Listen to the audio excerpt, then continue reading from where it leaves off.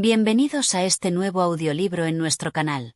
Antes de comenzar, te invito a suscribirte, dejar tu like y activar la campanita para no perderte ningún capítulo de esta apasionante historia.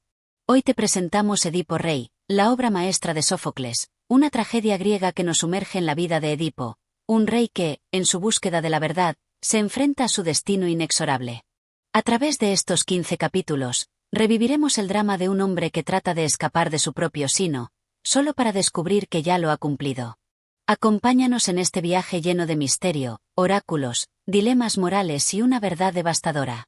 Comencemos. Capítulo 1. La peste en Tebas. El sol abrasador caía sobre Tebas, pero el verdadero peso que oprimía a la ciudad no era el calor, sino la desesperación. Una terrible peste había azotado a la población, diezmando familias y dejando las calles llenas de lamentos y súplicas. El pueblo, impotente, se reunía frente al palacio en busca de respuestas, con la esperanza de que su rey, Edipo, pudiera salvarlos una vez más. Edipo, conocido por su inteligencia y valentía, había llegado al trono tras resolver el enigma de la Esfinge, liberando así a Tebas de aquella amenaza. Ahora, sin embargo, enfrentaba un problema aún mayor, una plaga que parecía una maldición divina. Hombres, mujeres y niños sufrían sin remedio, y la incertidumbre crecía entre los ciudadanos. Los sacerdotes y ancianos se presentaron ante el rey con ofrendas y ruegos. Uno de ellos, el sacerdote de Zeus, habló en nombre del pueblo. «Oh, gran Edipo, salvador de Tebas, venimos a ti en nuestra hora más oscura. La peste nos consume, los templos están llenos de suplicantes y los dioses parecen haber apartado su mirada de nosotros. Imploramos tu ayuda». Edipo los observó con el rostro grave. No era un gobernante que se quedara de brazos cruzados ante el sufrimiento de su pueblo. Ya había tomado medidas antes de que acudieran a él. «He enviado a mi cuñado, Creonte, al oráculo de Delfos», anunció con voz firme. «Pronto traerá la respuesta de Apolo sobre qué debemos hacer para liberar a Tebas de este mal». Las palabras del rey trajeron un atisbo de esperanza entre los presentes. Si el dios Apolo hablaba, quizás aún quedaba una solución. Mientras esperaban el regreso de Creonte, el pueblo continuó su vigilia frente al palacio, anhelando que los dioses les concedieran un camino hacia la salvación. Edipo, en su interior, sentía la inquietud crecer. Había vencido a la Esfinge con su inteligencia, ¿pero podría vencer el destino? No lo sabía aún, pero estaba decidido a hacer lo necesario para salvar a su pueblo, sin imaginar que la verdad que estaba a punto de descubrir cambiaría su vida para siempre. Capítulo 2. El mensaje del oráculo. Los días pasaban lentamente, cargados de una angustia palpable que se filtraba entre las murmuraciones del pueblo. La peste no cesaba, y las calles de Tebas continuaban desmoronándose bajo el peso de la desesperación. Los enfermos se apilaban en las casas, los templos se vaciaban de fieles, y la esperanza parecía evaporarse como el viento. Edipo, en su palacio, no podía quedarse de brazos cruzados. Había sido rey no solo por su astucia, sino también por su sentido de la justicia y su deseo de proteger a su gente. Tras enviar a Creonte al oráculo de Delfos, el rey no había dejado de pensar en el mensaje que traería. Los oráculos, aunque ambiguos y a menudo crípticos, siempre tenían el poder de influir en el destino de los reyes. Edipo sabía que era un hombre de acción, que se enfrentaba a lo desconocido, pero que también debía confiar en el poder de los dioses. Sin embargo, un nudo de ansiedad crecía en su pecho mientras esperaba el regreso de Creonte, su cuñado y consejero más cercano. Un día, finalmente, Creonte regresó. Su rostro no mostraba señales claras de alegría ni de angustia, lo cual hizo que el corazón de Edipo latiera con más fuerza. Sin embargo, al ver la expresión de su cuñado, Edipo pudo adivinar que algo grave se cernía sobre ellos. «¿Qué dice el oráculo, Creonte?», preguntó Edipo, su voz tensa, con la esperanza de encontrar una respuesta que aliviara su pueblo. Creonte se acercó lentamente, con un aire solemne, y antes de hablar, miró al pueblo que se encontraba congregado frente al palacio. El rey de Tebas estaba rodeado de su gente, y su mirada de incertidumbre hacía que los murmullos se callaran por completo. «El oráculo de Delfos ha hablado, y sus palabras son claras, aunque duras», dijo Creonte en voz baja. «La peste no cesará hasta que descubramos al asesino de Layo, el anterior rey de Tebas, y lo castiguemos. Solo entonces, Apolo levantará su maldición y devolverá la paz a nuestra ciudad». El silencio invadió el aire como una pesada nube. Los ojos de Edipo se agrandaron al escuchar aquellas palabras. El asesinato del rey Layo había ocurrido mucho antes de que él ascendiera al trono, pero la revelación de que el destino de Tebas dependía de la justicia hacia ese crimen le golpeó con la misma fuerza que un rayo. Edipo no dudó ni un instante. Era el rey de Tebas, y como tal, debía tomar acción. ¿Quién fue el responsable?, preguntó con firmeza, tratando de mantener su compostura frente a Creonte y al pueblo. Creonte bajó la mirada brevemente antes de responder. Eso no lo sé, mi señor. El oráculo no ha revelado el nombre del asesino. Solo sabemos que el culpable está en nuestra ciudad, y que la maldición no se levantará hasta que sea encontrado y castigado. El rey reflexionó en silencio. La resolución de Apolo era clara, debía encontrar al asesino, y solo entonces la peste se levantaría. La justicia debía prevalecer, y el rey Edipo no permitiría que un crimen quedara impune, aunque no comprendiera completamente el alcance de esta maldición. Convocaré a todos los testigos, a los que puedan tener información sobre la muerte de Layo, dijo Edipo finalmente. Tebas necesita saber la verdad. Nadie, ni siquiera el culpable, estará por encima de la justicia. Que el asesino sea quien sea, será descubierto. Los sacerdotes y ciudadanos, al escuchar las palabras del rey, comenzaron a murmurar con renovada esperanza. Edipo era un hombre de acción, y la certeza de que él mismo tomaría las riendas de la situación les dio un atisbo de consuelo. Sin embargo, había algo en el aire, una sensación extraña que empezaba a pesar en el corazón de Edipo. Algo en las palabras del oráculo, y la misteriosa conexión entre Layo y la peste, lo dejaba inquieto. Pero él no podía permitirse dudas. Debía salvar a Tebas. Edipo, con la mirada fija en el horizonte, le dio la espalda a Creonte y se adentró en el palacio. Sin embargo, el eco de las palabras del oráculo resonaba en su mente. La peste cesará cuando el asesino de Layo sea encontrado y castigado. En ese momento, Edipo no sabía que la búsqueda de la verdad lo llevaría a descubrir algo mucho más profundo, algo que jamás había imaginado. La peste no solo era un castigo divino, sino un reflejo de un destino mucho más grande que él mismo, y estaba a punto de enfrentar una revelación que cambiaría su vida y el destino de Tebas para siempre. La búsqueda del asesino de Layo había comenzado, pero el rey no sabía aún que él mismo sería la pieza clave en este oscuro rompecabezas. Este capítulo se profundiza en la llegada del mensaje del oráculo y las primeras decisiones de Edipo para investigar la verdad detrás de la peste, impulsando la historia hacia los giros trágicos que se desarrollarán. Capítulo 3. El llamado a Tiresias. El sol de Tebas comenzaba a ponerse, bañando la ciudad con una luz dorada que no lograba disipar la creciente tensión que se cernía sobre el palacio real. Edipo, tras recibir el mensaje de Creonte, había tomado una decisión crucial: debía conocer la verdad, sin importar el precio. La peste que asolaba Tebas no solo era un castigo divino, sino también el reflejo de una profunda corrupción en el alma de la ciudad. Y esa corrupción debía ser erradicada, comenzando por el asesinato de Layo, el anterior rey. En su afán por resolver el misterio, Edipo recurrió al consejo del más renombrado vidente de la época, Tiresias, un hombre ciego de nacimiento pero dotado de una sabiduría sobrehumana que había guiado a muchos reyes en el pasado. Si alguien podía proporcionar respuestas, era él. Así que, sin dudar, Edipo envió a su mensajero a traer a Tiresias ante su presencia. La figura del anciano se presentó en el palacio, encorvado por los años pero con una presencia indiscutible. Sus ojos, ciegos a los mortales, parecían ver mucho más allá de lo que cualquier hombre podría comprender. Cuando Edipo lo vio entrar, no pudo evitar sentir un ligero estremecimiento. Los oráculos eran siempre inquietantes, y el poder de Tiresias era conocido por su capacidad para revelar verdades que podían destrozar la vida de quienes las escuchaban. Tiresias, tú que ves más allá de la oscuridad, ven a iluminar la verdad de Tebas. La peste consume a nuestra ciudad, y el oráculo de Delfos ha hablado. El asesino de Layo debe ser encontrado y castigado.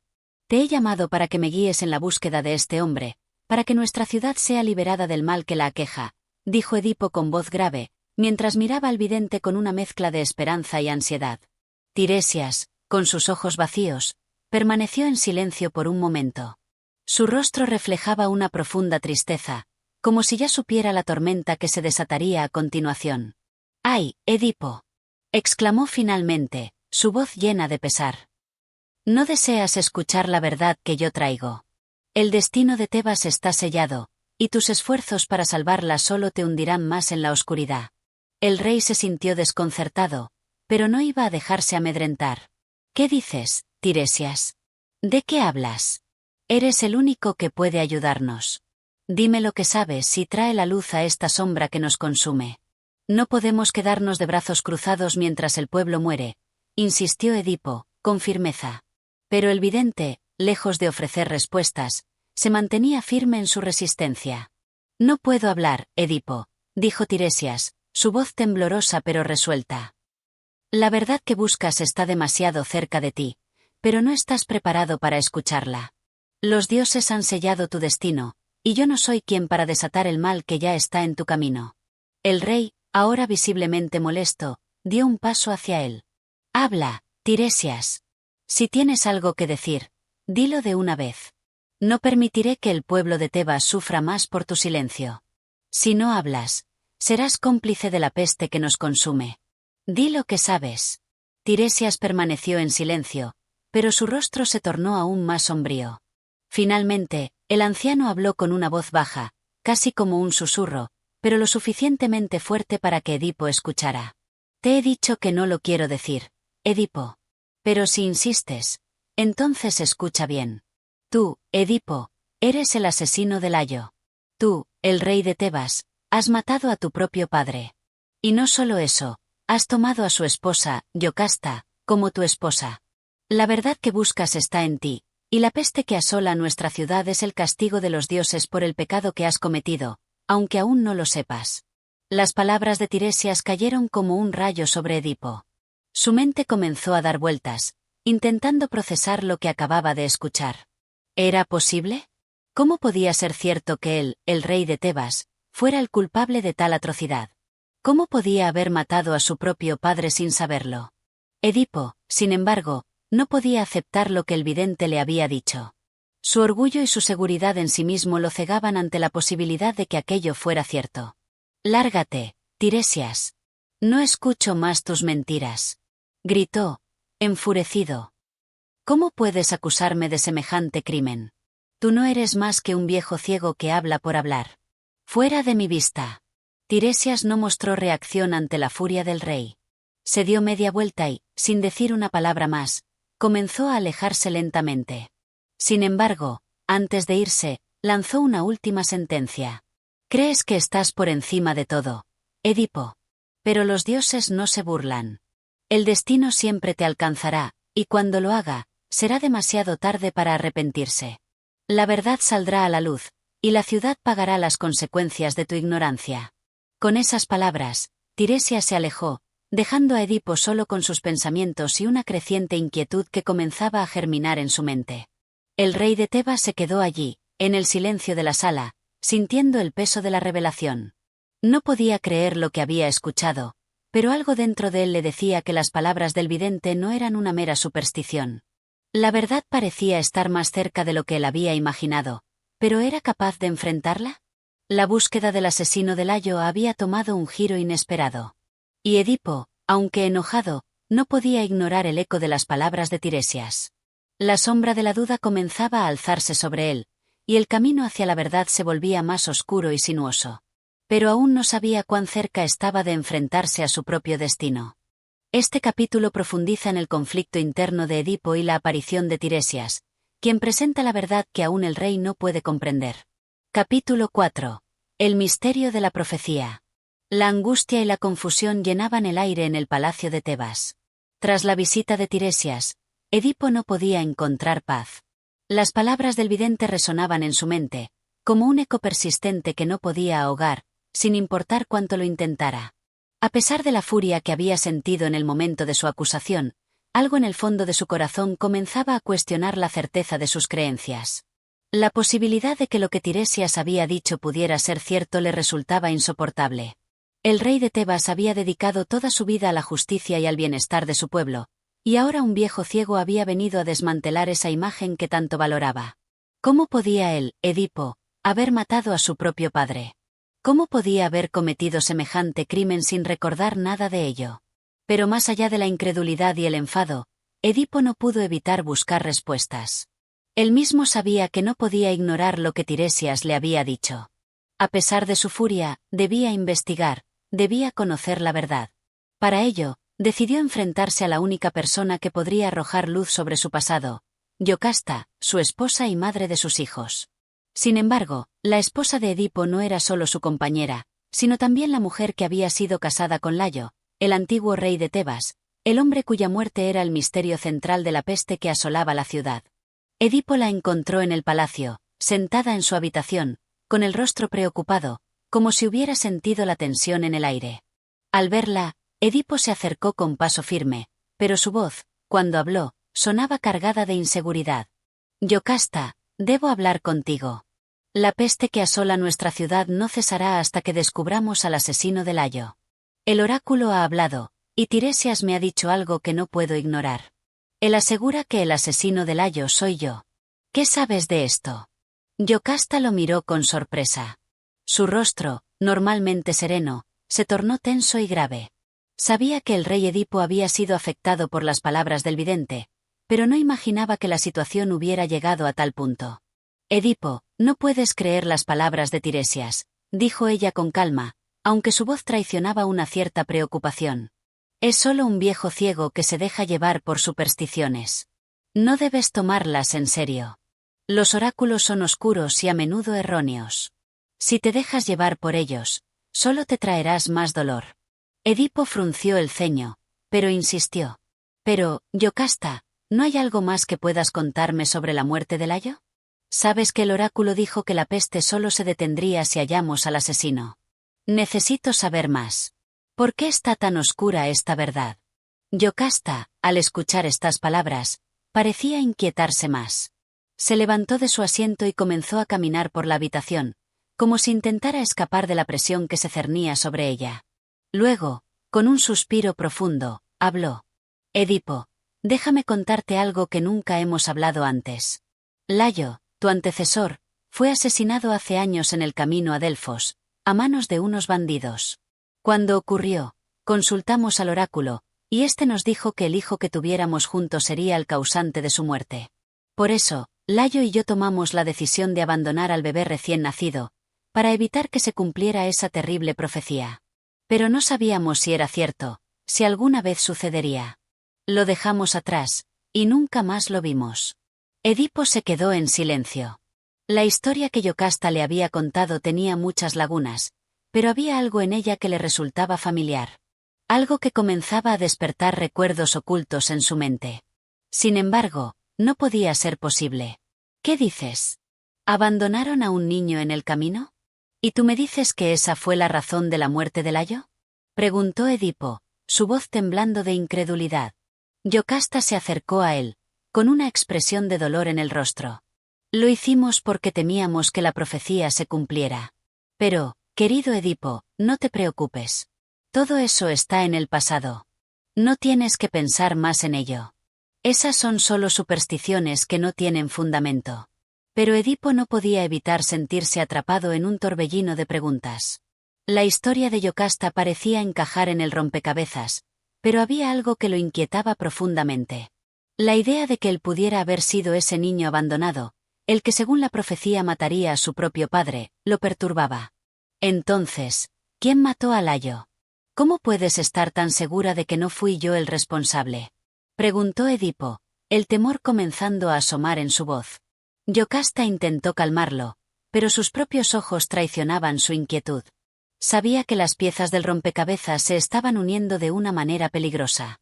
Deja de pensar en eso, Edipo. Lo más importante es que lo que el oráculo dijo no es cierto. Tú eres el rey de Tebas. Eres nuestro salvador. No permitas que esas viejas profecías te arrastren. Pero Edipo ya no escuchaba con la misma seguridad que antes. Algo en su interior comenzaba a cuestionar cada palabra de Yocasta. Un sentimiento de inquietud lo invadía, y la sombra de la verdad comenzaba a alzarse sobre él. ¿Y el niño? ¿Dónde está ahora? Preguntó Edipo, con una mirada fija en su esposa. Yocasta vaciló por un momento, y al ver la expresión en el rostro de Edipo, no pudo evitar sentir que algo terrible estaba por suceder. Sin embargo, antes de que pudiera responder, un mensajero apareció en la puerta del salón. «Mi señor».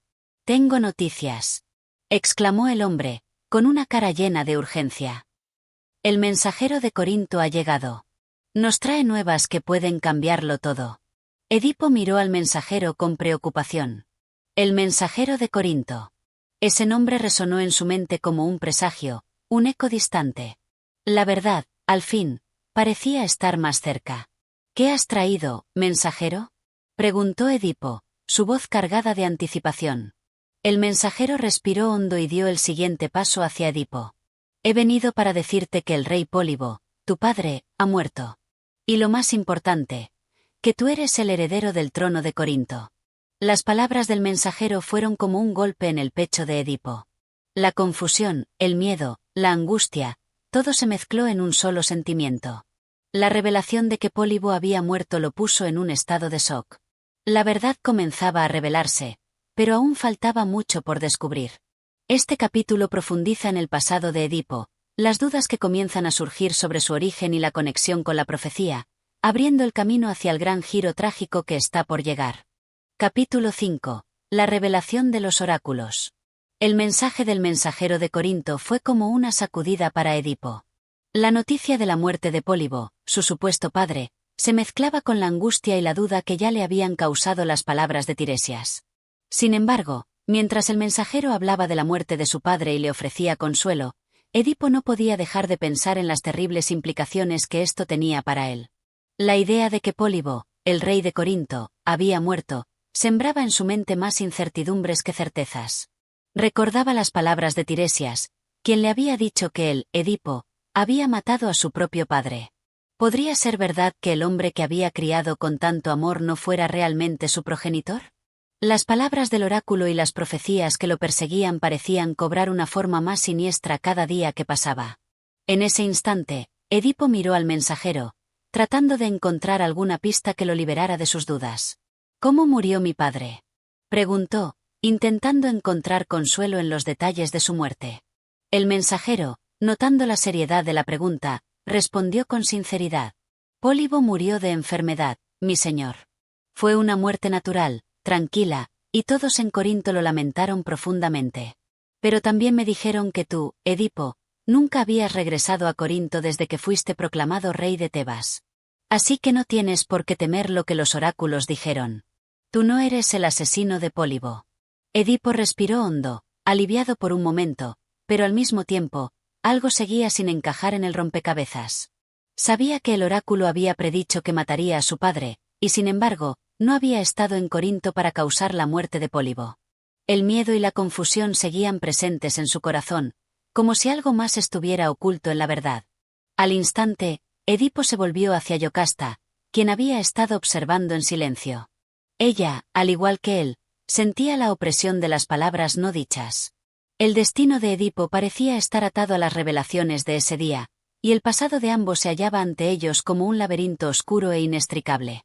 ¿Qué significa esto, Yocasta?, preguntó Edipo, volviendo a confrontar a su esposa, buscando en ella alguna respuesta. Yocasta intentó calmarlo, aunque sus ojos delataban la preocupación. Aún así, no podía permitir que su esposo se sumiera más en la desesperación. Sabía lo devastador que podía ser enfrentar la verdad, pero también comprendía que la única manera de sanar a Tebas y a su familia era enfrentarse a lo que se ocultaba en la sombra. Edipo, ¿no ves?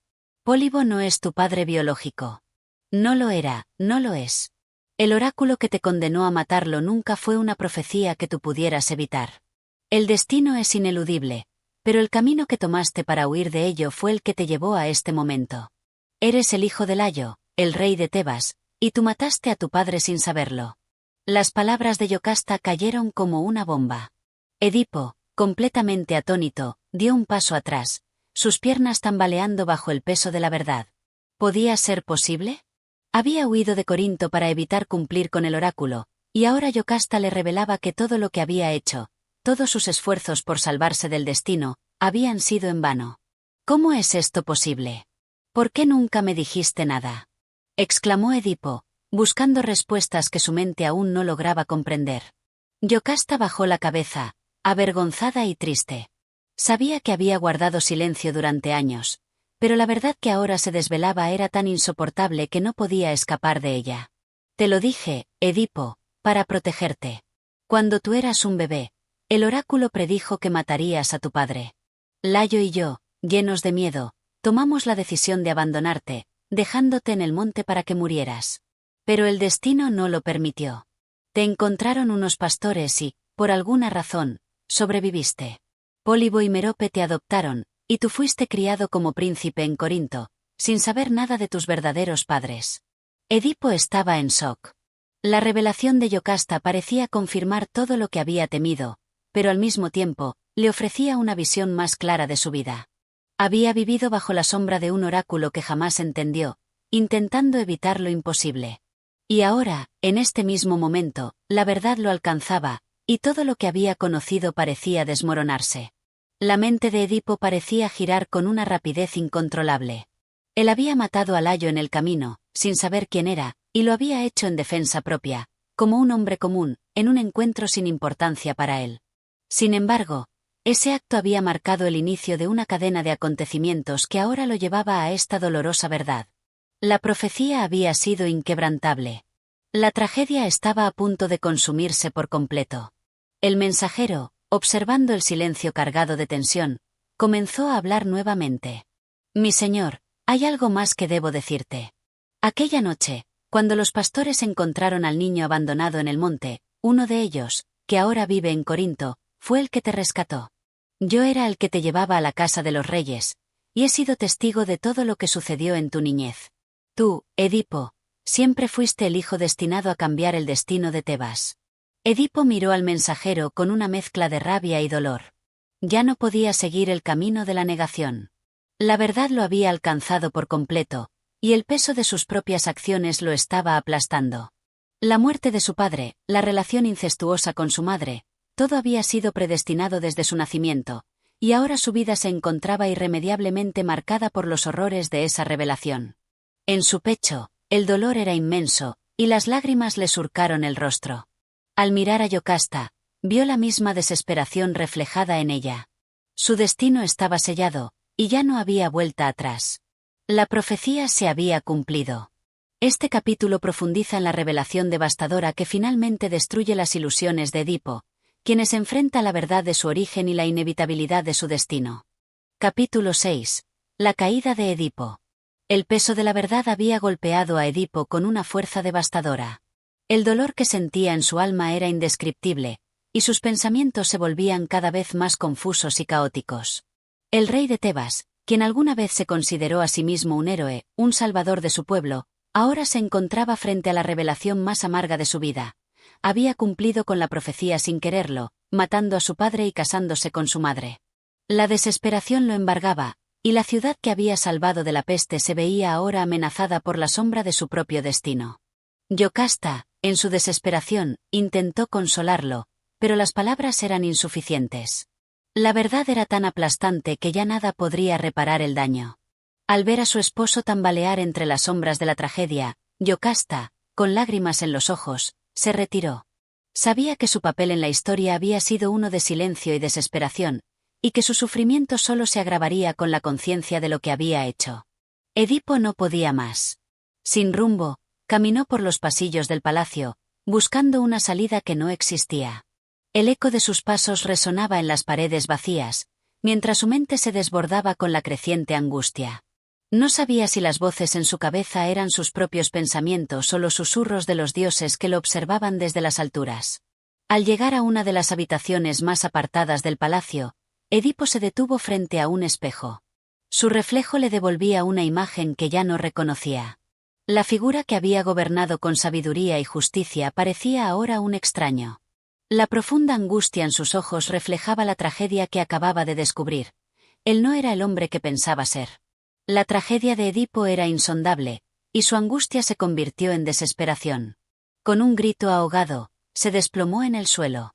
El dolor en su corazón lo consumía, y su mente, invadida por la culpa y la vergüenza, no encontraba consuelo. La ciudad de Tebas, que había sido testigo de sus victorias, ahora se encontraba ante la caída de su rey. La peste que había asolado la ciudad había sido, en última instancia, el reflejo de la maldición que pesaba sobre Edipo. Los dioses, en su crueldad, habían mostrado su poder implacable, y Edipo ya no podía escapar de su destino. En medio de su agonía, el mensajero que había traído las noticias de la muerte de Pólibo regresó, con el rostro marcado por la misma preocupación que había visto en Edipo. El hombre, al ver el estado del rey, comprendió que la tragedia había alcanzado su punto máximo.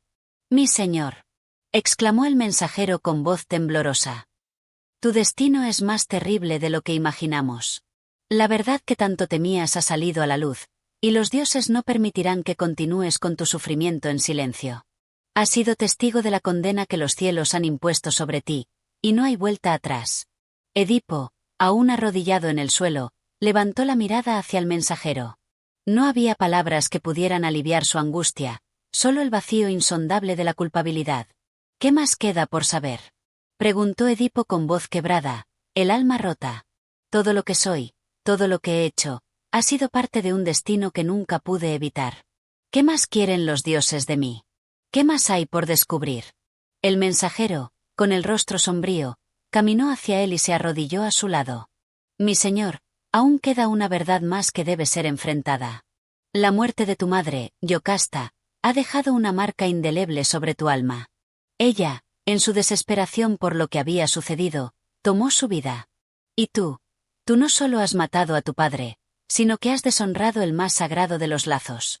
Tu vida ha sido una tragedia predestinada por los dioses, y ahora, al enfrentarte a esta realidad, te has convertido en el hombre que se había advertido que serías».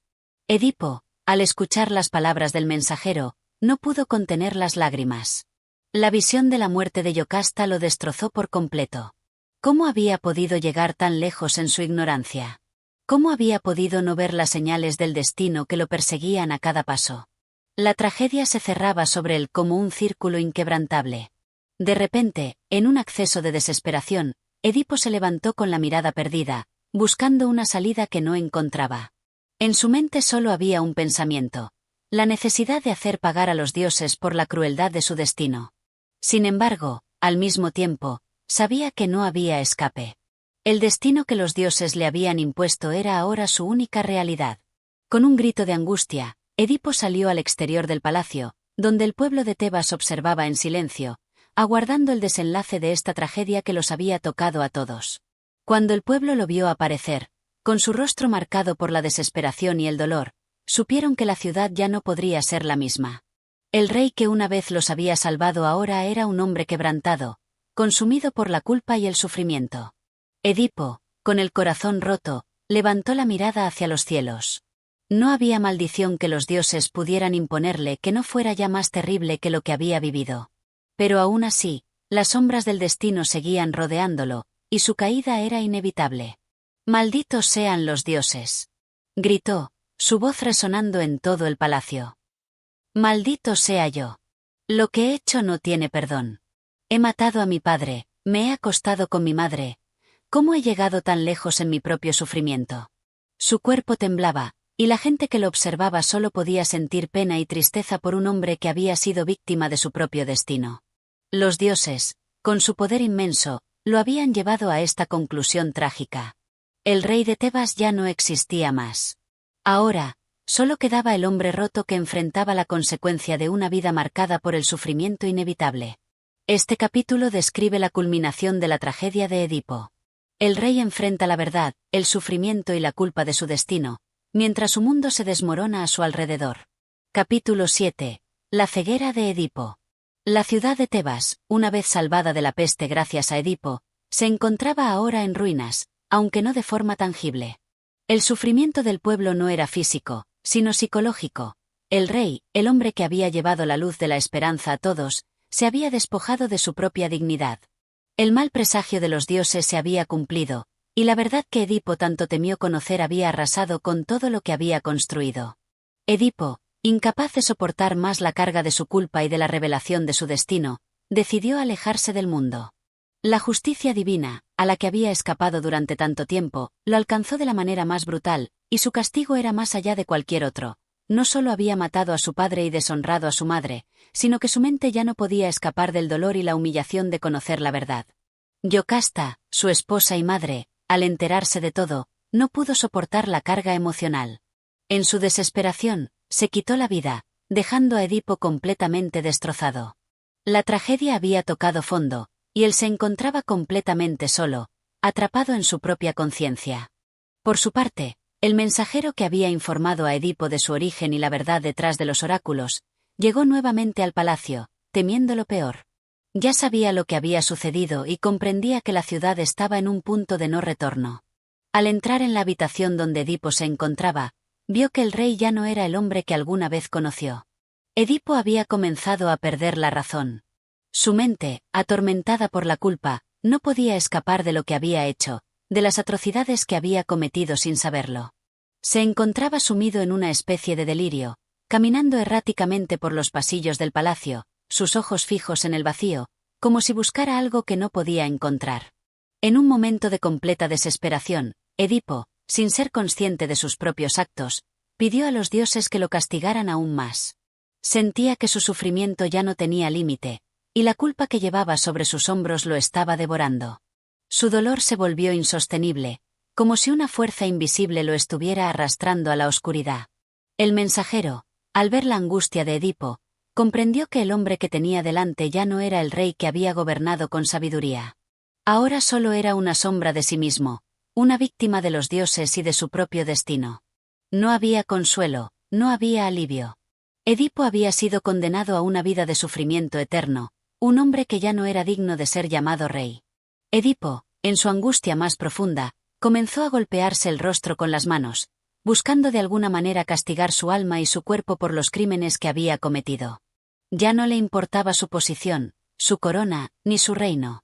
Todo eso había dejado de tener sentido. Solo sentía el peso de su propia conciencia y la necesidad de pagar por el daño causado. En su desesperación, Edipo se aproximó a una de las antiguas estatuas que adornaban el palacio, como si buscara consuelo en los dioses representados en piedra. Pero al tocar la fría figura, la sensación de vacío lo invadió aún más. Ya no encontraba respuestas ni en los dioses, ni en los hombres.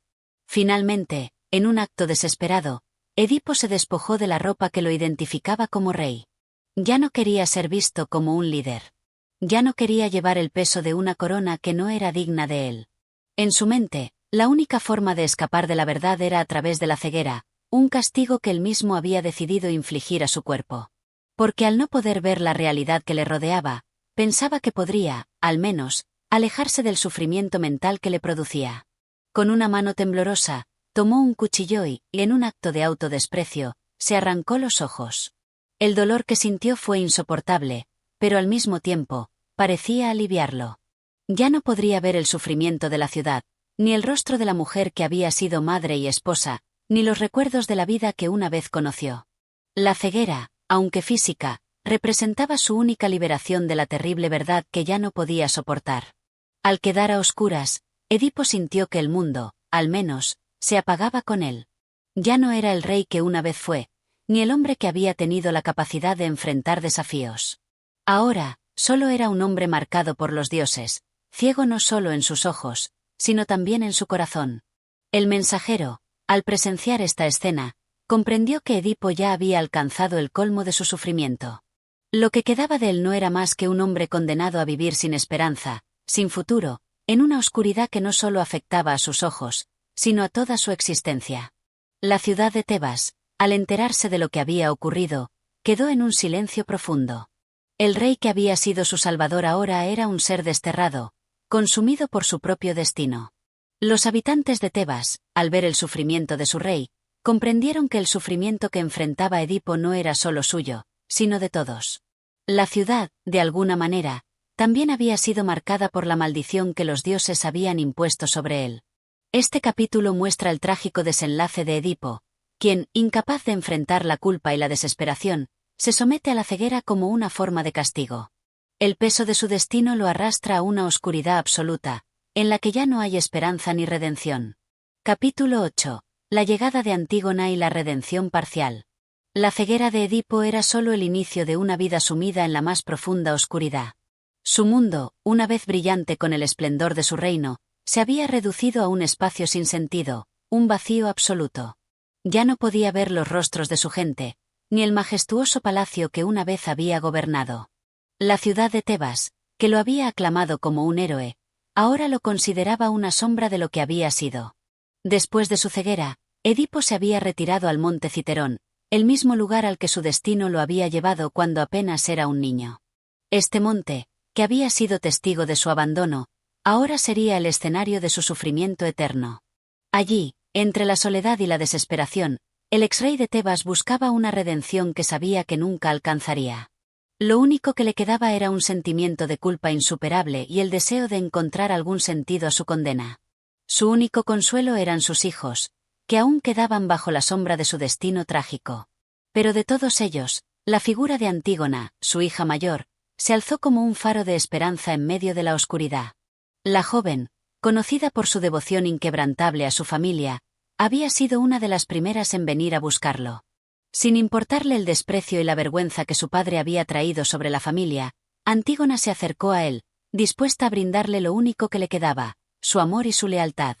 Edipo, aunque ciego, reconoció la presencia de su hija. Sentía su cercanía, y la dulce voz de Antígona era como una melodía que, por un breve momento, apagaba el tormento de su alma. «Padre», dijo ella, acercándose lentamente, con la voz cargada de dolor pero también de determinación, «he venido a estar a tu lado, tal como siempre lo he hecho. No importa lo que haya ocurrido, no importa lo que los demás piensen. Yo soy tu hija, y siempre lo seré». Edipo, con el corazón desgarrado, escuchó las palabras de Antígona, pero no pudo evitar la tristeza que invadió su alma. Él ya no era el hombre fuerte y sabio que había sido. Ya no podía proteger a sus hijos ni darles la vida que merecían. Y, sin embargo, la presencia de Antígona lo hizo sentir, por un breve momento, que aún quedaba algo por lo que vivir: el amor incondicional de su hija. «Antígona», dijo Edipo, su voz quebrada por el dolor, «tú no mereces estar aquí. No mereces estar junto a un hombre que ha arrastrado a su familia al abismo. ¿Por qué has venido?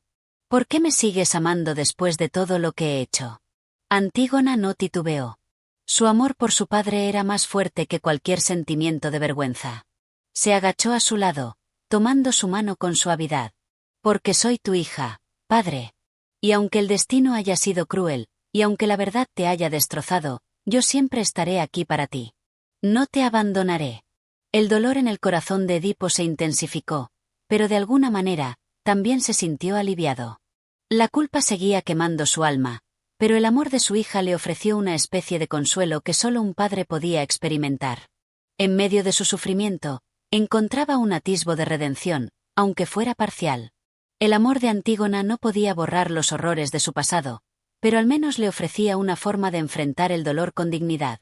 Edipo, ciego y quebrantado, dejó que las lágrimas rodaran por sus mejillas, algo que no había permitido durante mucho tiempo. Sus lágrimas no eran solo un llanto por su propio destino, sino por la pena que sentía por su hija, quien también tenía que cargar con el peso de un pasado trágico que no había escogido. La joven, al ver la vulnerabilidad de su padre, comprendió la profundidad de su sufrimiento.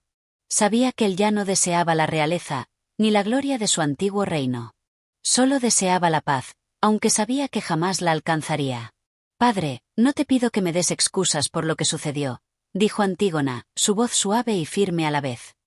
«Te pido que me dejes acompañarte en este sufrimiento, que me dejes ser parte de tu redención, aunque solo sea en tu corazón. Yo no te culpo, y aunque los dioses te hayan marcado, yo estaré aquí para ti». En ese momento, Edipo sintió un resquicio de lo que había perdido: la familia, el amor, la esperanza. No era suficiente para borrar la verdad de su destino, pero en la presencia de su hija, encontró un refugio temporal. El dolor seguía ahí, pero la fidelidad y el amor de Antígona lo hacían más llevadero.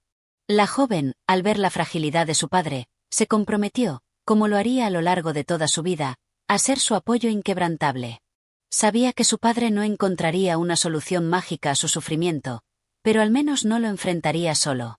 Estaba dispuesta a compartir la carga, aunque esto significara enfrentarse a la cruel realidad de su linaje.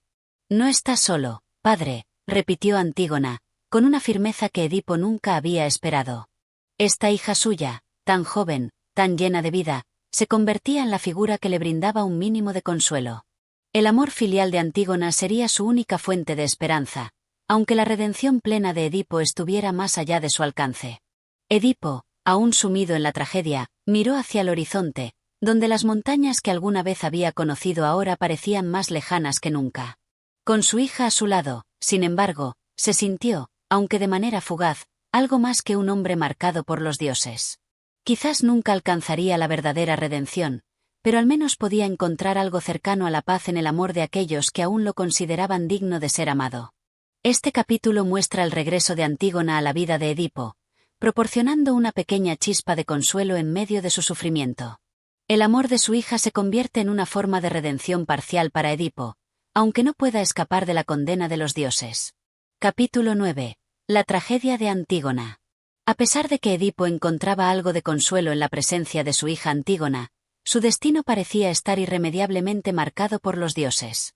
El sufrimiento que había experimentado hasta ese momento no era el fin de su historia, ni el final de la tragedia que había tocado a su familia. Aunque su hija había sido un apoyo incondicional en su dolor, ella también estaba atrapada en la telaraña de su linaje maldito. Antígona, a pesar de su juventud, había crecido en un ambiente de sufrimiento y fatalidad. Desde el momento en que nació, fue consciente de la oscuridad que envolvía a su familia. Su madre, Yocasta, se había quitado la vida después de descubrir la verdad sobre su relación con Edipo, y su padre, ahora ciego y despojado de su título real, era solo una sombra de lo que había sido. Los dioses parecían haber sellado el destino de los hijos de Edipo de manera inexorable, y no importaba cuán fuerte fuera el amor de Antígona por su familia, la tragedia siempre estaba presente. Los días pasaron, y Antígona, como había prometido, permaneció junto a su padre. Sin embargo, el peso de la maldición que pesaba sobre la familia de Edipo era inquebrantable. Mientras tanto, Tebas, la ciudad que había sido su hogar, no encontraba paz. La muerte de Edipo, aunque inevitable, no parecía ser el final de los problemas para la ciudad, ni para los hijos del ex-rey. La situación en Tebas empeoraba. Creón, el hermano de Yocasta y cuñado de Edipo, asumió el poder como regente. Al principio, Creón fue visto como una figura que podría traer estabilidad a la ciudad, pero su ascenso al poder estuvo marcado por decisiones que complicaron aún más la vida de los hijos de Edipo. El enfrentamiento más claro se dio con los hermanos de Antígona, Ismene, su hermana menor, y sus dos hermanos, Eteocles y Polinices. Los dos últimos habían entrado en conflicto por el trono de Tebas, enfrentándose en una guerra civil. Eteocles, el hermano que había permanecido en Tebas, reclamaba el trono como su derecho, mientras que Polinices, exiliado, regresaba con un ejército para reclamar lo que consideraba suyo. El conflicto entre los hermanos resultó en una tragedia aún mayor para Tebas. La guerra terminó con la muerte de ambos. Eteocles y Polinices cayeron en combate, pero la tragedia no terminó allí. Creón, el nuevo rey de Tebas, dictó un edicto cruel. A Eteocles, el hermano que había defendido la ciudad, se le daría un entierro honorable, pero a Polinices, el hermano traidor que había atacado la ciudad, no se le permitiría ser enterrado, dejando su cuerpo a la intemperie, como un castigo eterno. Este edicto no solo desafió las leyes no escritas de los dioses, que exigían que todos los muertos recibieran sepultura, sino que también desató una nueva tragedia sobre la familia de Edipo, pues Antígona, profundamente afectada por la decisión de Creón, decidió desafiar abiertamente su orden. En su corazón, Antígona sabía que la ley divina, aquella que decía que todos los muertos merecían un entierro digno, debía prevalecer por encima de la ley humana. A pesar de la condena que le esperaba por sus actos, decidió enterrar a su hermano Polinices, desobedeciendo directamente la orden del rey Creón. Una noche, Antígona se adentró en el campo de batalla donde yacía el cuerpo de Polinices, despojado de cualquier honra. Sin importar el peligro, realizó el ritual de enterrarlo con el máximo respeto, cubriéndolo con tierra y ofreciendo una oración a los dioses del inframundo. Su acto de amor y lealtad a su hermano fue realizado en completa solitaria oscuridad, sin que nadie más supiera de su acción, pero ella sabía que había desafiado las normas del rey y los designios del destino. Cuando Creón se enteró de lo sucedido, la ira lo consumió. No solo había perdido a sus dos sobrinos en la guerra, sino que su autoridad había sido puesta en duda por la audaz acción de Antígona. En su rabia, Creón ordenó la detención de Antígona. Cuando la joven fue traída ante él, se mostró firme, sin mostrar ni un atisbo de arrepentimiento. Su amor por su hermano y su respeto por las leyes divinas eran más poderosos que cualquier amenaza o castigo que pudiera imponer el rey. ¿Cómo pudiste hacer esto?, le preguntó Creón, su voz llena de indignación. Has desobedecido mi edicto, has puesto en peligro la paz de la ciudad y has desafiado mi autoridad. Antígona, con la cabeza erguida, respondió sin titubear. No he desobedecido la ley de los hombres, sino la de los dioses. ¿Cómo podría dejar a mi hermano sin el descanso que merece, sabiendo que esto es lo que los dioses piden? No puedo permitir que la humanidad sea más fuerte que el mandato de los dioses. Creón, cegado por su rabia y su orgullo, no pudo entender la valentía y la devoción de Antígona. Para él, el orden social y político debía prevalecer sobre cualquier otra consideración, incluso si esa creencia lo llevaba a la injusticia. Decidió entonces condenar a Antígona a ser encerrada en una tumba viva, una prisión de piedra en la que la joven moriría lentamente, en completa soledad, como castigo por su osadía. Pero Antígona, aunque condenada, nunca se arrepintió. En su mente, había actuado correctamente, siguiendo lo que consideraba su deber hacia su hermano y hacia los dioses. A pesar del sufrimiento que le esperaba, no había nada que la hiciera cambiar de opinión. Mientras tanto, la ciudad de Tebas seguía sumida en su desesperación, con el liderazgo de Creón enfrentando su propia tragedia. Lo que parecía ser un intento de restaurar el orden solo había profundizado el sufrimiento y el caos, trayendo más dolor a la familia de Edipo. Este capítulo destaca la valentía de Antígona al desafiar la autoridad de Creón para honrar los mandatos divinos, lo que la lleva a una condena que solo profundiza la tragedia de la familia. En su devoción y amor, Antígona se convierte en una figura trágica en sí misma, atrapada entre los deberes familiares y el orden político. Capítulo 10. La condena de Antígona y la lucha de Creón. La tragedia de Antígona, una de las más grandes que marcó la historia de Tebas, no terminó con su condena. La joven, al haber desafiado directamente las órdenes de Creón, su tío y ahora rey, fue arrestada y llevada a la prisión de la ciudad. Su valentía al honrar las leyes no escritas de los dioses la convirtió en una figura aún más compleja, ni completamente mártir, ni simplemente una criminal. De alguna manera, Antígona representaba el choque entre lo divino y lo humano, entre el amor familiar y la autoridad política. Creón, después de que su edicto fuera violado, sintió que su poder y su reputación como rey estaban en juego. No podía permitir que una joven, por más que fuera su sobrina, desafiara abiertamente su autoridad. En su mente, la ley debía prevalecer. Si cedía ante ella, podría dar a entender que el orden del reino podía ser alterado por cualquier persona que tuviera un motivo. El destino de Antígona, aunque doloroso para él, parecía ser una cuestión de principio. Sin embargo, los momentos que siguieron estuvieron marcados por una creciente tensión interna en Creón. Aunque su decisión de castigar a Antígona se basaba en el deber de hacer cumplir la ley, no podía evitar sentirse atrapado entre su deber como monarca y los lazos familiares que lo unían a ella. Esta contradicción interna comenzó a calar en su alma, generando una duda que nunca había experimentado antes. ¿Hasta qué punto estaba dispuesto a sacrificar la vida de su sobrina por el poder y el orden de la ciudad? Antígona fue encarcelada en una tumba subterránea, sellada con una pesada roca, donde solo tenía lo necesario para sobrevivir por un tiempo limitado. En su soledad, mientras esperaba la muerte, nunca dejó de pensar en su hermano Polinices. El acto de enterrarlo había sido, para ella, un acto de fidelidad que le había dado paz, a pesar de los efectos devastadores que traería.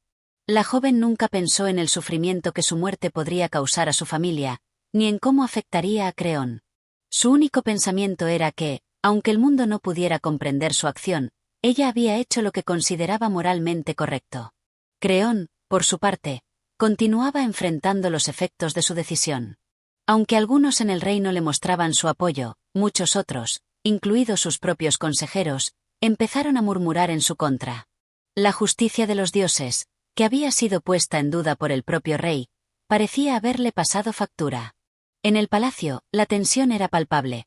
La guerra entre los hermanos había dejado una cicatriz profunda en la ciudad, y la decisión de Creón solo había añadido más leña al fuego. Entre los murmullos en el reino, el hijo de Creón, Hemón, se convirtió en una de las voces más críticas hacia la decisión de su padre.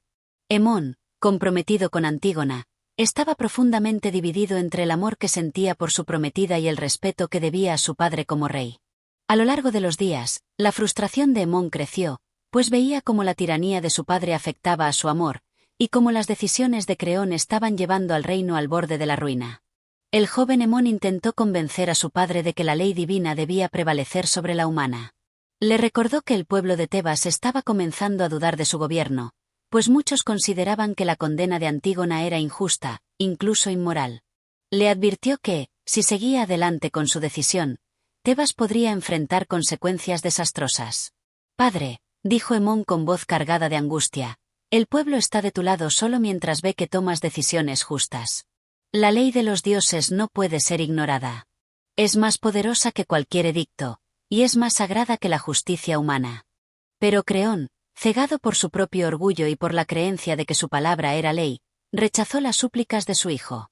En su mente, si cedía a las presiones externas, se mostraría débil y perdería el control absoluto. No me hables de la moral de los dioses, Hemón, respondió con voz firme. El reino necesita orden. Yo soy el rey y no permitiré que las leyes de los dioses interfieran con las mías. El destino de Antígona ya está sellado.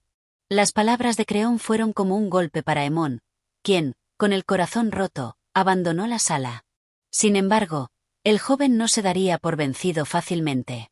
Decidió tomar una última medida, intentando salvar a Antígona, aun si esto significaba enfrentar a su propio padre. Al mismo tiempo, en la oscuridad de su prisión, Antígona, aunque exhausta y al borde de la desesperación, mantenía su dignidad. La condena a la que había sido sometida no le quitó su determinación. Ella sabía que el sacrificio que había hecho no era solo por su hermano, sino también por el amor que sentía por su familia. Y aunque la muerte la acechaba, se sentía tranquila sabiendo que había hecho lo correcto. Su conciencia estaba limpia, aunque su destino fuera trágico. El destino de Antígona y el de Creón se entrelazaban de manera inevitable. Los dioses, que a menudo parecían indiferentes a los dolores humanos, observaban cómo el rey se hundía en su propia obstinación y cómo la joven mártir mantenía su fe en las leyes divinas, sin importar los castigos que se le imponían. Ambos personajes se hallaban atrapados en sus respectivos destinos, condenados a ser arrastrados por la corriente de la fatalidad. Este capítulo revela cómo la lucha interna de Creón, su negativa a ceder ante los valores humanos y divinos, y la fidelidad de Antígona hacia las leyes no escritas de los dioses, nos acercan a una conclusión aún más trágica. El conflicto entre padre e hijo, entre rey y pueblo, y entre lo justo y lo ordenado por la ley humana, culmina en un choque que lleva a todos los involucrados hacia una catástrofe inevitable. Capítulo 11. La intervención de Tiresias y la advertencia fatal. La tensión en Tebas aumentaba con cada día que pasaba. El destino de Antígona estaba sellado, y su encarcelamiento en una tumba viva parecía inevitable. Mientras tanto, el reino se sumía en el caos, pues las decisiones de Creón, aunque tomadas con el fin de preservar el orden, estaban llevando a la ciudad hacia el abismo. La tragedia de Edipo y su familia seguía su curso, y Tebas no parecía poder escapar de las fuerzas divinas que regían sus vidas. El rey Creón, rodeado por sus consejeros y apoyado por su propio orgullo, no lograba ver lo que sucedía alrededor. A pesar de los consejos de su hijo Hemón, de los murmullos del pueblo y del creciente descontento en el reino, el rey insistía en que su autoridad debía prevalecer. La ciudad estaba al borde del colapso, pero Creón no podía ver más allá de su propia obstinación. En medio de la desesperación, un personaje de gran importancia entró en escena. Tiresias, el célebre adivino ciego de Tebas, llegó ante el rey. Su presencia era siempre una señal de que algo grave se avecinaba, pues los sabios de la ciudad solo acudían a él cuando los dioses se habían enfurecido.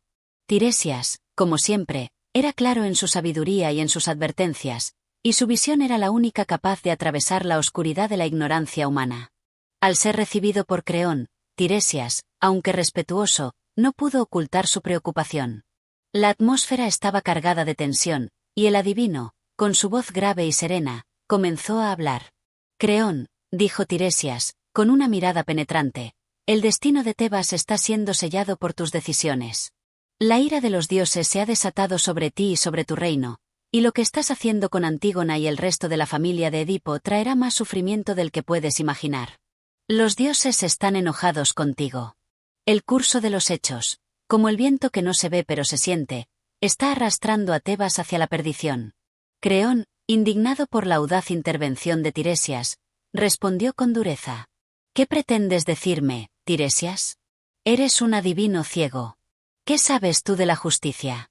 Yo soy el rey, y las leyes que he establecido deben ser respetadas. El orden de mi ciudad depende de mis decisiones, y no voy a permitir que los augurios y las supersticiones me hagan dudar. Tiresias, sin dejarse intimidar, siguió hablando, con más urgencia en su tono. Tu confianza en tu propio juicio, Creón, es lo que te llevará a la ruina. Has violado las leyes no escritas de los dioses, aquellas que exigen respeto por los muertos. La condena de Antígona es solo el comienzo de tu caída. ¿No ves que tu obstinación es el mismo pecado que cometió tu hermano Edipo? Los dioses no perdonan. La ciudad está siendo consumida por el mal que has liberado con tu orgullo y tu desprecio por la moral divina. Creón, por primera vez, comenzó a sentir un leve temor. Sin embargo, su orgullo lo hacía rechazar las palabras de Tiresias. Él creía que la justicia terrenal debía prevalecer, y no iba a ceder ante las amenazas de los dioses. Le respondió con enojo, tratando de mostrar que aún tenía el control. Tus advertencias son inútiles, Tiresias. Yo soy el rey de esta ciudad, y no puedo dejar que cualquier vidente venga a decirme lo que debo hacer. Tebas necesita fuerza y orden, no debilidad ni supersticiones. Tiresias, sin embargo, no dejó de insistir. La gravedad de la situación era clara, y su mensaje, aunque pesado y sombrío, era irrefutable. Escúchame bien, Creón. Si sigues por este camino, no solo perderás a tus seres queridos, sino que Tebas sufrirá una desgracia sin fin. Has sellado el destino de Antígona, pero lo que no sabes es que el tuyo está igualmente marcado. Los dioses no perdonan la arrogancia ni la injusticia. Antes de irse, Tiresias lanzó una última advertencia, que se grabó en la mente de Creón como un eco de lo inevitable. La sangre de tu familia clamará venganza.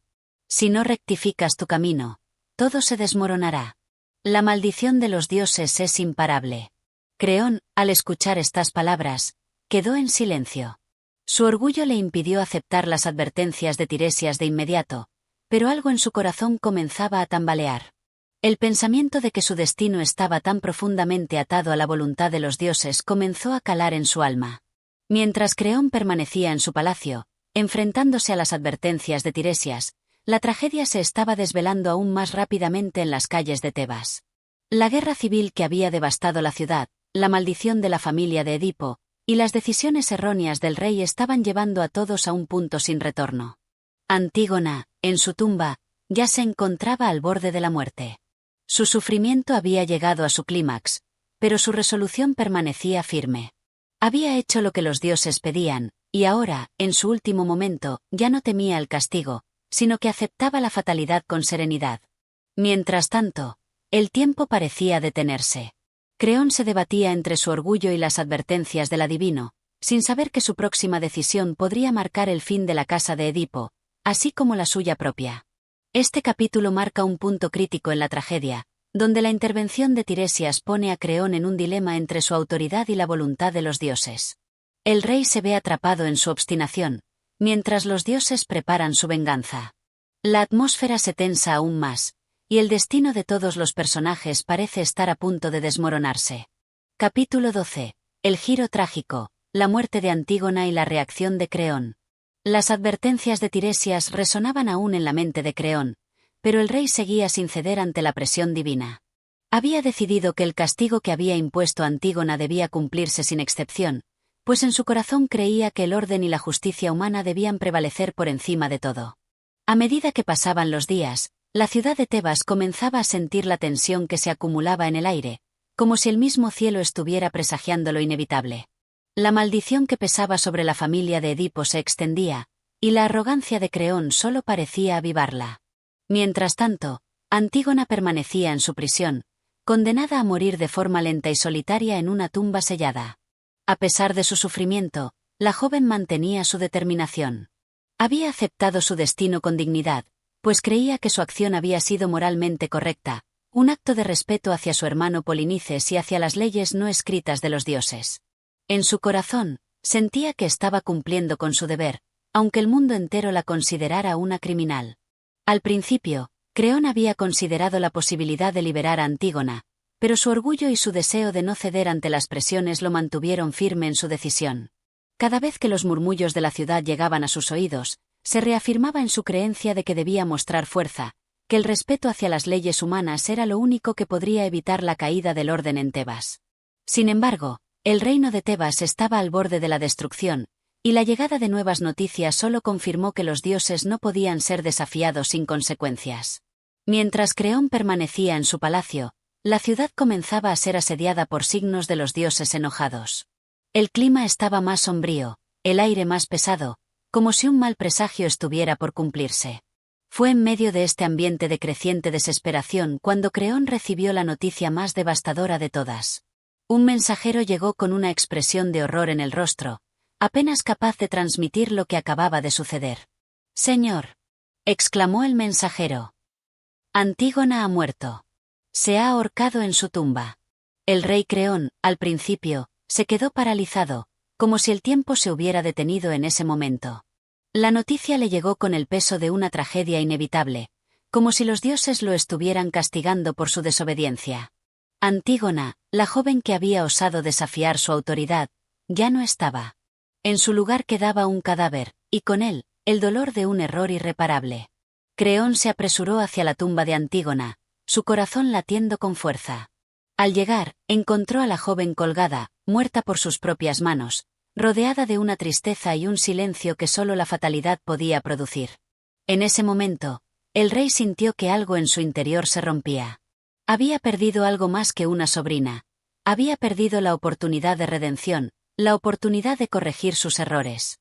Ante la muerte de Antígona, se dio cuenta de la gravedad de su obstinación, pero ya era demasiado tarde para deshacer lo que había hecho. La visión de su sobrina muerta, colgando de su propia decisión, fue el golpe final que desgarró el alma de Creón.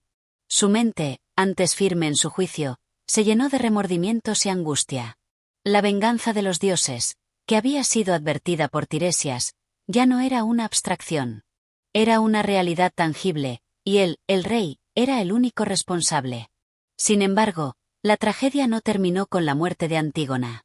En ese mismo instante, el hijo de Creón, Hemón, que había llegado a la tumba para intentar salvar a su prometida, encontró el cuerpo de Antígona. Al ver su muerte, el dolor lo invadió por completo.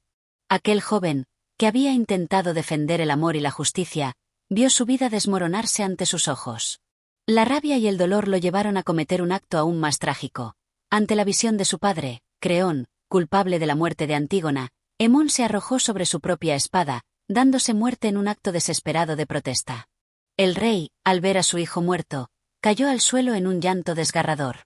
El horror de su tragedia personal se hizo más real y más terrible cuando, poco después, su esposa Eurídice, al enterarse de la muerte de su hijo, también se suicidó, víctima de una desesperación tan profunda que no pudo soportar el dolor de la pérdida. Creón, el hombre que había creído que su poder era absoluto, se encontraba ahora completamente solo, consumido por el sufrimiento y la culpa. La ciudad de Tebas, que ya había sido marcada por la maldición de Edipo, se encontraba ahora bajo el peso de una tragedia aún más grande. La familia real se desmoronaba, y los dioses, cuya voluntad había sido ignorada, demostraban su poder de manera despiadada. Los sufrimientos que Creón había causado, tanto a su familia como a su reino, eran irremediables, y la lección que los dioses impartían era cruel pero clara. El orgullo humano no puede desafiar el destino sin pagar un precio altísimo. Este capítulo revela el giro trágico de la historia, donde las decisiones de Creón, nacidas de su orgullo y de su deseo de imponer el orden, lo llevan a una serie de muertes irremediables. La muerte de Antígona marca el inicio de la caída total de la familia real, y la tragedia de Creón se convierte en una lección sobre las consecuencias de ignorar la voluntad de los dioses. La historia muestra cómo el destino, implacable y cruel, cobra su precio cuando los seres humanos intentan desafiarlo. Capítulo 13. El peso de la culpa y la aceptación del destino. La tragedia de Creón llegó a su punto culminante en el capítulo anterior, con la muerte de su hijo Hemón y de su esposa Eurídice, quienes sucumbieron al dolor y la desesperación tras los fatales eventos que su obstinación había desatado. La familia real de Tebas había quedado destrozada, y el rey, que en su momento había sido el pilar de la ciudad, ahora se encontraba solo, atrapado en una espiral de sufrimiento y culpa que parecía imparable. Creón, una vez orgulloso y determinado en su misión de proteger el orden de su ciudad, había sido derrumbado por los mismos principios que lo habían impulsado a tomar decisiones tan drásticas. Ante el espejo de la tragedia, se dio cuenta de la magnitud de sus errores. La maldición de los dioses, que ya se había manifestado en la vida de su predecesor Edipo, lo había alcanzado con una fuerza devastadora. Ahora, la ciudad de Tebas, su reino, se encontraba al borde de la ruina. Las voces del pueblo ya no hablaban con respeto hacia su rey. Más bien, Sus murmullos estaban llenos de desdén y miedo. La figura de Creón había sido completamente despojada de su autoridad. El dolor físico que Creón sentía no era nada en comparación con la tortura interna que experimentaba. Había perdido a su hijo, al que había amado profundamente. Hemón había sido su esperanza, el futuro del reino, y ahora yacía muerto por su propia mano. La culpabilidad lo consumía. Su esposa Eurídice, quien había sido la mujer que siempre lo había apoyado, había elegido seguir a su hijo en la muerte. Creón sentía su corazón quebrado en 1000 pedazos, pues se daba cuenta de que sus decisiones habían sido la causa de la tragedia que había arrancado de su vida a las personas que más amaba. El rey había intentado, durante todo su reinado, imponer la ley como la salvación de Tebas, pero ahora comprendía que las leyes humanas no podían ir en contra de las leyes divinas. La arrogancia de pensar que podía controlar el destino se le había vuelto en su contra de manera irreversible. En su mente, la imagen de Antígona ahorcada, los ojos de su hijo Hemón reflejando el dolor de la traición paterna, y la imagen de Eurídice, abatida por el dolor, se repetían una y otra vez, como una pesadilla que no terminaba. Creón se dirigió a los muros de su palacio, donde, con paso lento y cansado, se acercó a los consejeros que quedaban. Los ojos del pueblo ya no lo miraban con la admiración que solían tener, sino con la compasión de aquellos que ven a una víctima de la fatalidad. El rey, que antes había gobernado con mano firme, ahora estaba marcado por el sufrimiento y la humillación. Lo que había sido su fortaleza, su voluntad inquebrantable, ahora se había convertido en su mayor debilidad. Ya no quedaba en él la figura del monarca que había establecido su voluntad sobre los dioses. Ahora solo quedaba un hombre roto por su propia incapacidad para cambiar el curso de los eventos. ¿Qué queda para mí ahora?, preguntó Creón a sus consejeros, su voz quebrada por la desesperación. ¿Qué puedo hacer para redimir a mi ciudad, a mi familia? Todo está perdido. Uno de los consejeros, sabiendo que las palabras eran pocas en un momento como aquel, se acercó a él, pero no fue suficiente. Ninguna palabra podría aliviar la carga que pesaba sobre el alma de Creón. El rey ya no veía el propósito en sus acciones. La pena lo había despojado de su poder y su convicción, y había quedado claro que la tragedia que había desencadenado no tenía regreso. Durante ese mismo tiempo, los ecos de la tragedia se esparcían por toda Tebas. La ciudad, que alguna vez había sido próspera bajo el liderazgo de Creón, ahora era un lugar sombrío, marcado por el dolor de los ciudadanos y el malestar de los dioses. El pueblo ya no confiaba en su rey, pues muchos veían la caída de la familia real como una manifestación de la justicia divina. Los rumores se esparcían, y las voces se alzaban pidiendo respuestas a los dioses. Los templos de Tebas comenzaron a llenarse con sacrificios, y la gente clamaba por el perdón de aquellos que habían sido víctimas de la desobediencia de su rey. Creón, que había sido tan firme en su gobernanza, ahora se encontraba en una posición completamente vulnerable. De un rey temido y respetado, se había transformado en un hombre que tenía que enfrentar no solo la culpa de sus acciones, sino también la desconfianza y el desprecio de su pueblo. A pesar de todo su sufrimiento, no podía escapar de la realidad. La tragedia que él había desatado no se podía deshacer. Esa noche, mientras el reino de Tebas se hundía aún más en su desesperación, Creón se encontró solo, mirando el horizonte, preguntándose si algún día lograría encontrar paz. El silencio que lo rodeaba parecía un recordatorio constante de lo irreparable que era su destino. Los dioses lo habían castigado, y él ya no era el hombre que una vez se había creído capaz de desafiar la fatalidad. En medio de su dolor, Creón se dio cuenta de que, aunque había perdido a su familia, a su ciudad y a su reino, aún le quedaba algo más que los dioses no podían arrebatarle: su vida. Al menos, ahora entendía que el sufrimiento que llevaba consigo era el precio que debía pagar por sus errores, y que de alguna manera, ese sufrimiento era su destino final.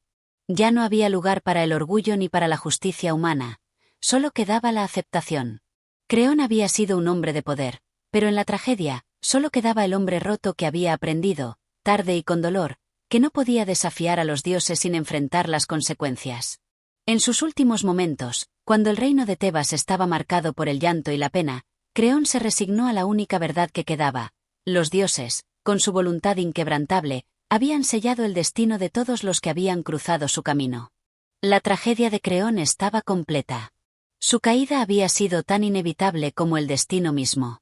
Este capítulo describe cómo Creón, tras la muerte de su familia, se ve obligado a enfrentar la profunda culpa y el dolor que ha causado por sus propias decisiones. A lo largo de este proceso, el rey de Tebas comienza a aceptar que su destino ha sido sellado por los dioses, y que ya no hay forma de evitar las consecuencias de sus actos. La aceptación de la fatalidad y el arrepentimiento se convierten en los elementos centrales de esta parte de la historia. Capítulo 14. El regreso de la tragedia, la caída definitiva de Creón. Tras la tragedia que había arrasado su familia, Creón se encontraba en un estado de desesperación absoluta. La ciudad de Tebas, antes llena de vida, estaba ahora marcada por el lamento y la ruina. El rey, que había sido una figura central en la vida de la ciudad, ya no era reconocido ni respetado. Las palabras de los ciudadanos eran de compasión, pero no de respeto. Creón había sido destituido de su lugar en el corazón de su pueblo, y en su mente resonaba la verdad inquebrantable de que los dioses habían cumplido su juicio, llevándose a su familia y dejando a su reino al borde de la disolución. Durante días, Creón no se separó de los recuerdos que lo atormentaban. Se encontraba solo en su palacio, sin consuelo y sin la esperanza que alguna vez había tenido. Los muros de su hogar, que habían sido testigos de sus decisiones como rey, ahora se alzaban como una prisión en la que el monarca se encontraba atrapado. El peso de la culpa era insoportable, y las horas parecían eternas. A veces, Creón deseaba que el tiempo se detuviera para que pudiera escapar del sufrimiento, pero pronto se dio cuenta de que el tiempo no se detiene, y que las consecuencias de sus actos eran tan inevitables como el paso de los días. La ciudad de Tebas, por su parte, también estaba cambiando. Los ciudadanos, temerosos de que la maldición que había caído sobre la familia real pudiera extenderse a ellos, comenzaban a mirar a su rey con desconfianza. Ya no existía una figura que los guiara con seguridad, y las calles, antes bulliciosas, ahora parecían desoladas. Los cultos a los dioses cobraban cada vez más fuerza, pues el pueblo creía que solo a través de los sacrificios y la devoción podrían aplacar la ira de los dioses que habían devastado la familia real. La palabra justicia ya no tenía el mismo significado para Creón. La justicia que él había defendido con tanto empeño, la justicia que había impuesto sin considerar las advertencias de los augurios y las señales divinas, había resultado ser una ilusión. Ahora, veía con claridad que la verdadera justicia era la de los dioses, que castigaban con firmeza a aquellos que intentaban desafiar su voluntad. Cada rincón de su mente le recordaba el precio que había pagado por su obstinación, y mientras miraba a su alrededor, la ciudad de Tebas parecía ser una representación viva de la destrucción que había causado. Ya no podía escapar de la verdad. El destino se había cumplido, y la caída de Creón era tan inevitable como el curso del sol. Una noche, cuando la oscuridad envolvía su palacio y las estrellas parecían burlarse de su miseria, Creón se levantó de su lecho. Sintió un vacío profundo, una sensación de soledad que lo abrasaba. No importaba cuán profundamente lo lamentara, ya no podía cambiar lo que había sucedido. En sus manos, el peso de la responsabilidad lo aplastaba aún más. Había perdido a su hijo, a su esposa y a su ciudad, y no había forma de revertir lo que los dioses habían decidido. En ese momento, Creón sintió un dolor profundo en el corazón. Sabía que la tragedia no había terminado para él. Los dioses no se apiadarían de su sufrimiento, y el castigo por su arrogancia seguiría su curso. Sabía que el fin estaba cerca. Ya no había lugar para la esperanza, solo para la aceptación de lo que debía ser. Pero aún en su desesperación, un pensamiento cruzó su mente. ¿Qué quedaba para él ahora, sino el dolor y la destrucción de todo lo que había amado? Había tenido poder, había tenido la oportunidad de cambiar las cosas, de salvar a su ciudad y a su familia, pero había fallado. La lección que los dioses le habían enseñado era demasiado grande para que pudiera entenderla completamente. La justicia no era algo que los hombres pudieran definir por sí mismos. Había creído que su voluntad podía prevalecer sobre el destino, pero en su arrogancia había desoído las advertencias y las señales que se le habían enviado. En ese instante, Creón se dio cuenta de que lo único que le quedaba era rendirse ante el destino que los dioses le habían impuesto. Ya no podía revertir el daño que había causado. Los dioses lo habían castigado, y nada podía cambiar ese hecho. La caída de la familia real, su propia caída, había sido escrita desde el momento en que decidió desafiar las leyes divinas. Creón, con lágrimas en los ojos, salió al jardín del palacio, donde la oscuridad lo envolvía como un manto. Sintió el peso de su culpa y la soledad que lo rodeaba. No podía ver un futuro, No podía imaginar un mañana en el que su alma encontrara paz. Solo quedaba el dolor, la culpa y la amarga certeza de que había perdido todo lo que alguna vez había sido valioso para él. El rey de Tebas había caído. La ciudad que había gobernado con mano firme estaba ahora sumida en la desesperación, y la familia real había sido destruida. Los dioses habían hablado, y Creón había aprendido, demasiado tarde, que el destino es implacable. Al final, lo único que quedaba era la aceptación, una aceptación amarga y dolorosa de que las acciones humanas no pueden ir más allá de lo que los dioses han determinado. Así, Creón se hundió en la oscuridad de su palacio, resignado a su destino. No había redención, no había forma de escapar de la tragedia que él mismo había creado. La caída de su familia, de su ciudad, era la culminación de una lección cruel pero necesaria. La soberbia humana ante los dioses nunca queda sin castigo. Este capítulo profundiza en la aceptación por parte de Creón de su destino y el dolor que siente al ver la desolación que él mismo ha causado.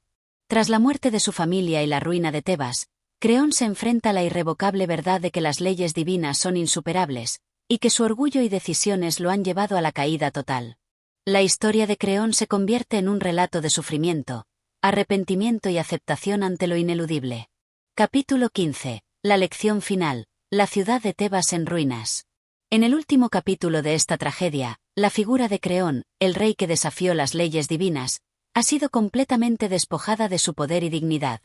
La ciudad de Tebas, bajo su reinado, ha caído en una oscuridad implacable.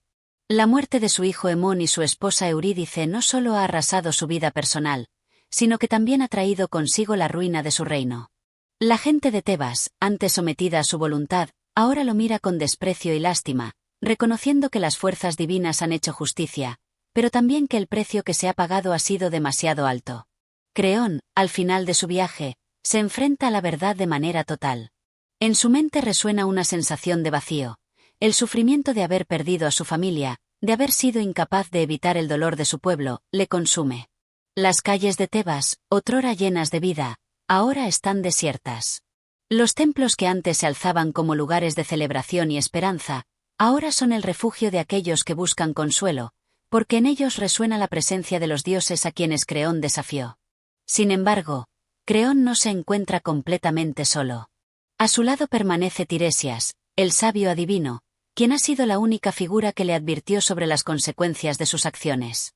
Tiresias, aunque de rostro ciego, ve con claridad lo que los demás no pueden, la implacable voluntad de los dioses.